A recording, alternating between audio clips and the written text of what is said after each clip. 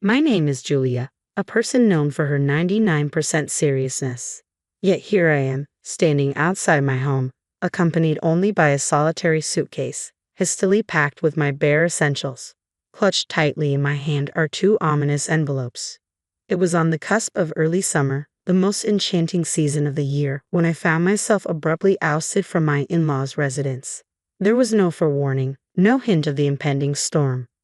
Enticed by the delightful aroma drifting from the kitchen, I completed my usual morning routine and descended the stairs, eager for breakfast. The tantalizing scent promised a feast, typical of my housemate's culinary prowess. Today, it seemed, breakfast was served American style. Brimming with anticipation, I pushed open the living room door, only to be greeted not by a sumptuous meal, but by an unexpected confrontation. "Julia, you deceived us," my mother-in-law's accusing voice pierced the air as tears welled in her eyes. Her words, laden with betrayal, echoed incoherently, accusing me of treachery and shattered trust. After delivering her accusations, my mother-in-law departed, leaving behind a lingering glare heavy with resentment. Meanwhile, my father-in-law remained, his gaze burning with simmering fury. "What's going on?" It was all I could muster, my confusion mounting. I couldn't fathom why my in-laws were suddenly treating me with such hostility. Just yesterday, we were on amicable terms, much like with my own parents. As I grappled with their inexplicable behavior, my husband Ryan, who had been silently consuming his breakfast, caught my eye. Last night, he began, explaining that he had opted to spend the night at our other residence near his workplace, leading me to believe he wouldn't be present this morning. Had he returned home late last night? Desperate for clarity, I rushed to Ryan, seeking his assistance. "What's wrong with Mom and Dad?" My words caught in my throat just as I was about to utter, "They're behaving." But my attention shifted abruptly to Ryan, whose demeanor had taken a chilling turn. His gaze pierced through me, laden with accusation and contempt, a far cry from the warmth and kindness I was accustomed to. "Ryan, how could you?" The words spilled from his lips, dripping with venom. Gone was the gentle melody of his usual speech, replaced by a harshness I had never encountered before. This was the same Ryan who would surprise me with my favorite flowers whenever his work kept us apart. "I'm sorry. I truly wish we could still travel together," he continued, his words a stark departure from the sentiments he had expressed just a week prior. With a gesture to his secretary, who stood nearby, he signaled for action. "Take care of it," he instructed, the command delivered with an air of finality. "You've finally done it, Julia, haven't you?" His accusation hung heavy in the air, stabbing at my core. "Married me for the money, didn't you?" "What? You've taken my mother's money," I protested, disbelief lacing my words. "Wait, that's not true." The accusation hung heavy in the air, the enormity of the alleged sum sinking in. "And now you're trying to justify it." My father-in-law's voice was laced with scorn. "What? What on earth are you talking about, Dad? I swear, I didn't touch a penny of her money. Get out of this house." "Dad, what's happening?" I pleaded desperately for clarity, but received only a curt denial in response. It seemed I was being accused of embezzling a significant amount from my mother-in-law, a notion utterly unfounded in reality. I begged for understanding, for someone to believe me, but my pleas fell on deaf ears. A chill ran down my spine as the secretary reappeared, clutching a suitcase, likely containing my belongings. "Please, Ryan, listen to me," I implored, but he shook his head with a disappointed expression, as though delivering lines in a tragic play. He was convinced of my guilt. "These are the divorce papers," he stated matter-of-factly, thrusting them towards me. "Once you've signed them, send them back to me." "What? Why?" I exclaimed, my voice trembling with disbelief. "I can't live with someone solely interested in a family inheritance. It's the family's decision." Ryan's words cut through the air like icicles, sending shivers down my spine. "Now, leave." "It's not fair. I haven't done anything," I protested vehemently, but my pleas fell on deaf ears. Ryan's demeanor remained stoic as he commanded his secretary, "Ensure she never returns to this property." "What? What's happening?" "Stop." I struggled against the secretary's firm grip as he forcibly escorted me out, my suitcase in tow. Tears streamed down my face, mingling with the tumult of emotions swirling within me. Coming from humble beginnings, I knew the allure of wealth, but I was never one to resort to deceit. The grandeur of the mansion felt like a cruel contrast as I was unceremoniously ejected onto the street, barely half an hour after waking. Was this a nightmare? My mind raced, struggling to comprehend the surreal turn of events. Amidst the chaos, the imposing door slammed shut mercilessly. Just before it sealed me off completely, the secretary thrust another envelope into my hand, a final act of cruelty. "This is also from Mr. Ryan. Please take it." The secretary's voice broke through the tense silence. With a finality that matched the closing of the door, the lock clicked shut, sealing my fate. With trembling hands, I peered into the envelope, my heart sinking as I beheld its contents: a severance payment of $10,000.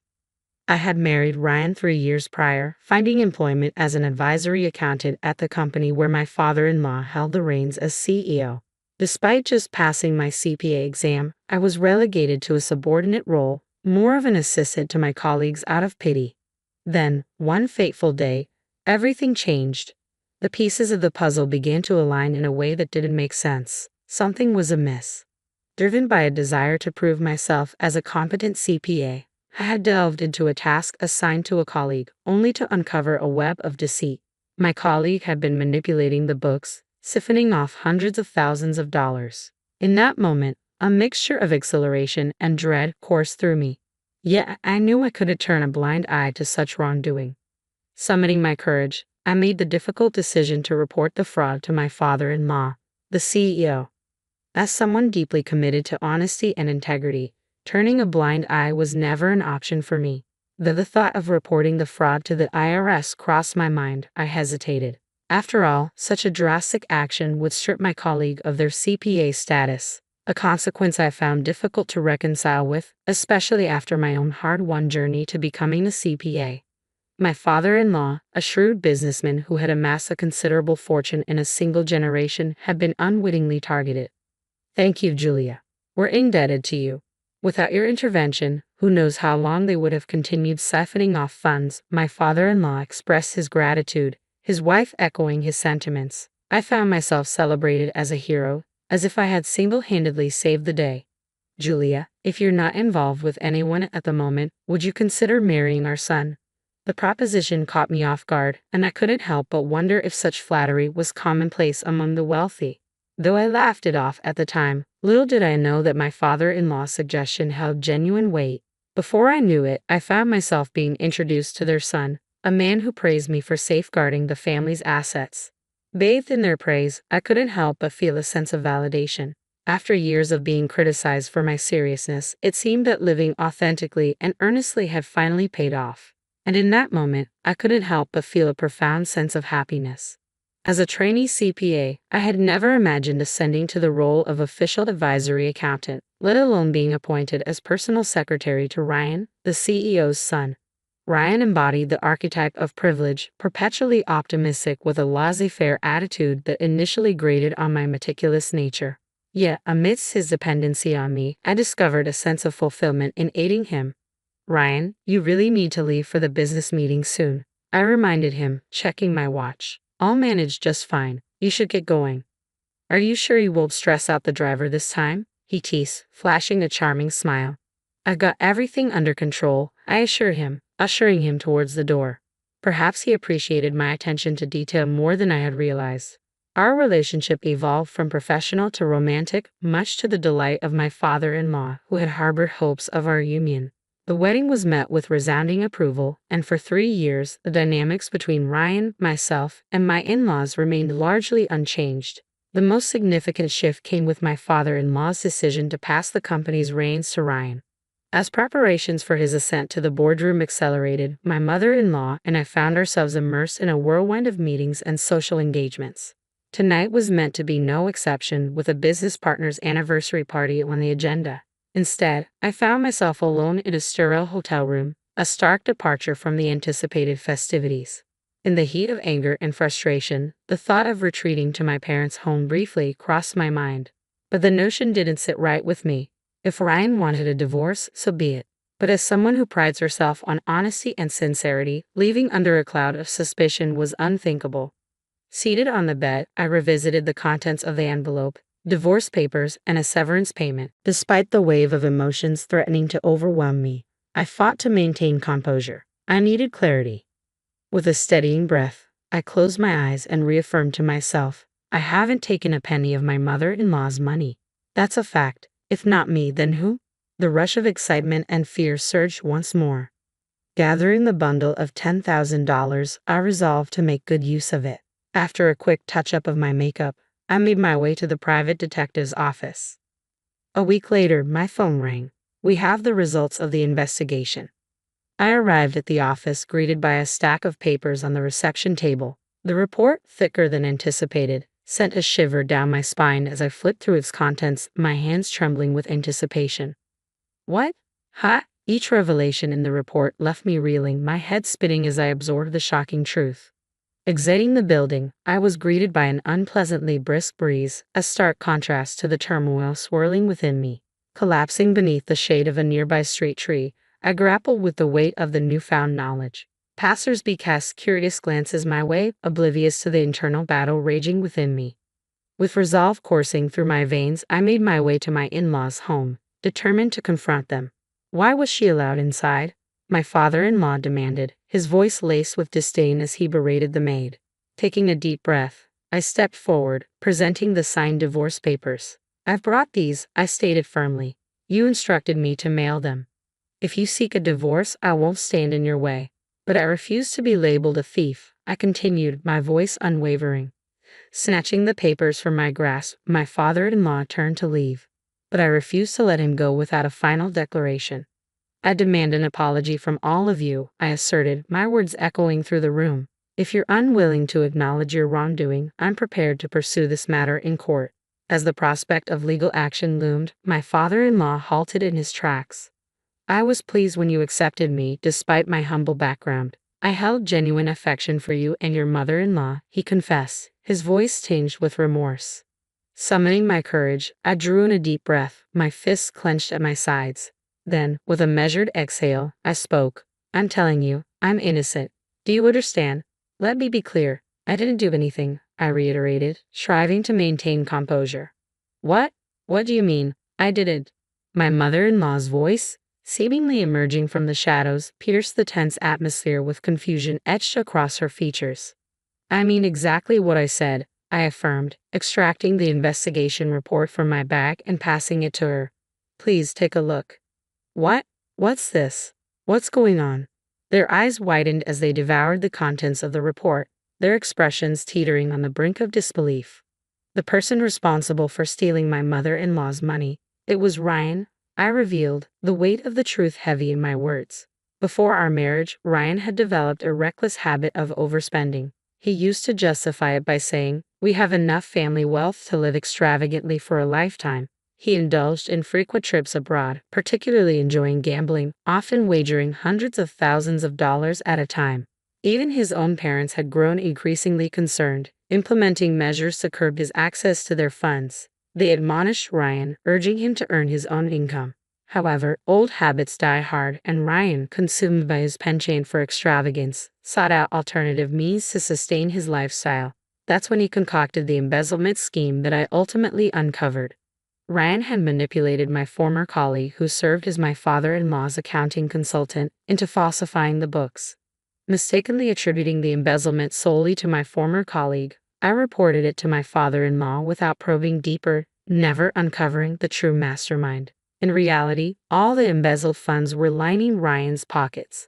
When the truth about my former colleague's embezzlement came to light, Ryan and his parents expressed gratitude towards me, but beneath their facade of appreciation, I sensed a simmering resentment. Was there a romantic involvement between the accountant and Ryan? It seems more like an affair, doesn't it? After all, she was married at the time, someone speculated. Nevertheless, Ryan professed his love for her, convincing her to embezzle funds for their future together. Another voice chimed in. As a consequence of her actions, my former colleague was terminated from her position and faced divorce from her husband, who had reached his breaking point. Despite obediently complying with Ryan's selfish request to keep his involvement under wraps, he ultimately wedded me. His persuasion tactic was clear: distract his parents by marrying a financially prudent partner like myself, thereby easing their suspicions and enabling him to continue his scheming. And indeed, his plan unfolded seamlessly. With my reputation for uncovering discrepancies, my in-laws relaxed their vigilance regarding Ryan's extravagant spending, simply because I was his wife.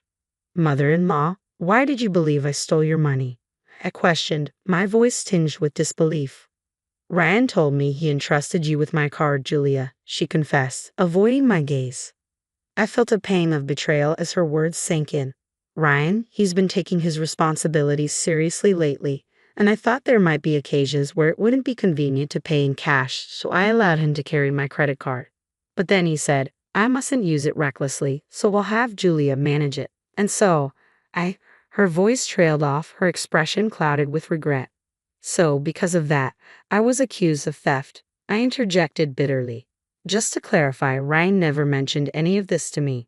Caught off guard by the realization of her son's deception, my mother-in-law's features fell slack with disbelief. By the way, mother-in-law, have you read about what your stolen money was used for? I pressed, seeking to redirect the conversation. I don't understand anything anymore, she admitted, her voice laden with confusion and distress. My mother-in-law's voice trembled, barely audible over the weight of her emotions as tears welled up in her eyes. I returned the report to them, bracing myself for their reaction. The purchase of a condominium, my mother-in-law murmured, her voice laden with disbelief. Let me see that, my father-in-law interjected, his brows furrowed in confusion. But Ryan already has another house near his office. Why would he buy a condo for the senior accountant? It's becoming clear now. Ryan has been entangled with her all along. Lately, he's been spending an unusual amount of time at the other house, likely staying with her. Ryan has always been with that woman. He loved her more than he ever loved me, Julia, my mother-in-law confessed, her words heavy with heartbreak. I remained composed, devoid of emotion, having already processed the nauseating contents of the report countless times before this moment. It appears Ryan has been indulging in quite the affair with the senior accountant. They even frequent underground casinos, I added matter-of-factly. Underground casinos? Please take a look at the last page, my mother-in-law urged, a glimmer of hope flickering in her eyes. My father-in-law frantically flipped through the pages of the report, his brows furrowed in concern. What's this staggering amount? He exclaimed, his voice tinged with disbelief. He's deeply involved with the underground casino. It seems he'll be grappling with debt for the foreseeable future, I explained solemnly. Underground casino. My father-in-law's voice trailed off as he sank to the floor, overcome with shock. Just to be certain, none of our other cards have been compromised, correct? I inquired, prompting my father-in-law into action. Ha! His eyes widened in realization as he rushed to the nearest telephone, panic evident in his movements. Stop everything. Cancel that card immediately. His urgent command reverberated throughout the house. Later, I received a formal apology from my in-laws. They expressed regret for concealing their son's extravagant spending and his affair. While I appreciated their honesty, I couldn't help but feel a pang of disappointment. Their apology seemed incomplete without addressing the hurt they caused me. Nevertheless, I handed them the completed divorce papers. With a small nod, I began to gather my belongings, ready to leave. But as they pleaded for me to stay, their sudden change in demeanor caught me off guard. Just a week ago, they had treated me like a criminal. I'm sorry, but isn't it a bit late for that? I interrupted, my voice tinged with frustration. I loved you both and considered you family, but you disregarded my feelings and opinions. Do you have any idea how hurtful that was for me? Despite my efforts to remain composed, a solitary tear betrayed my emotions, quickly followed by a cascade of tears streaming down my cheeks. Julia. The divorce papers lay before us, a stark reminder of the irreparable rift between us. This divorce is what your son desires. Shouldn't we respect his wishes? It was evident that he had moved on with someone else. After composing myself and injecting a final touch of sarcasm, an abrupt alarm pierced the silence, jolting us all. Startled by the sudden noise, I furrowed my brow in confusion, only to have my father-in-law grasp my wrist urgently. Hey, what's going on? What are you doing? I questioned, taken aback by his sudden urgency. You should come too, honey, he insisted, leading me outside to the garden. There, the gate that had shut me out just a week ago stood before us, and we heard a voice from the other side. Hey, the gate won't open. Is anyone home? Ryan's frustrated voice echoed through the gate, followed by the sound of him banging on it vigorously. What's happening? My car won't start either. This is ridiculous. Ryan's frustration was palpable as the annoying alarm persisted, refusing to cease its blaring. Listen closely, Ryan, my father-in-law began, his tone firm and unwavering. Huh? Dad, can you hear me? My key isn't working. Can you unlock it from your side? Ryan's voice crackled through the intercom, tinged with confusion. I told you to listen, Ryan, my father-in-law's voice boomed over the intercom. What? What's going on? Ryan's tone faltered, sensing the shift in his father's demeanor. You have no right to open this gate, my father-in-law declared firmly. What? Why would you say that? Ryan's voice rose in disbelief. Isn't it obvious? I didn't think you could be so oblivious. We're aware of everything. All of it, my father-in-law continued, his voice unwavering. Is Mom there too? Ryan's voice trembled with uncertainty. Ryan, Julia meant the world to us, but you're a different story. We want nothing to do with you ever again, my father-in-law declared resolutely. What? What's happening? Mom, are you there? Please say something, Ryan pleaded desperately. We know that you framed Julia. We know about the embezzlement. We know about your affair and your debts. We know everything, my father-in-law stated, his voice filled with conviction. Wait a minute, where did you get such absurd ideas? Stop spreading lies, Ryan's voice cracked with indignation. Ryan's frantic protests continued, but to no avail. Anxiety gnawed at me as I wondered if his parents would be swayed by his words and doubt me once again. However, my fears were unfounded. I trust Julia. So do I, Dad, his mother interjected firmly. Mom, Ryan's voice wavered, betraying his disbelief. We sincerely apologize. Julia, would you please consider taking my position? His father implored. What? Hey, is Julia there too? Ryan's voice erupted in anger, reverberating through the air. He seemed to be causing quite a commotion. However, his resistance was short-lived as security personnel arrived to calm him down. In the end, I agreed to my father-in-law's proposal, but with one condition: I will always be honest. Can you trust me unconditionally? They both nodded solemnly. A year later. Do you really think I'm cut out for this executive role? I hesitated, lingering in front of the executive office door. My father-in-law gave me a reassuring pat on the shoulder. Despite my divorce from Ryan, I still addressed the CEO as Dad, as we had mutually agreed upon. Julia, what our company truly needs is someone with your integrity and sincerity. It's a perfect fit for you, don't you think? He offered, his smile warm and encouraging. However, I couldn't resist a slightly mischievous question. Do you ever regret letting Ryan go? He should be the one stepping into this role, shouldn't he? Since the incident, my in-laws had distanced themselves from Ryan.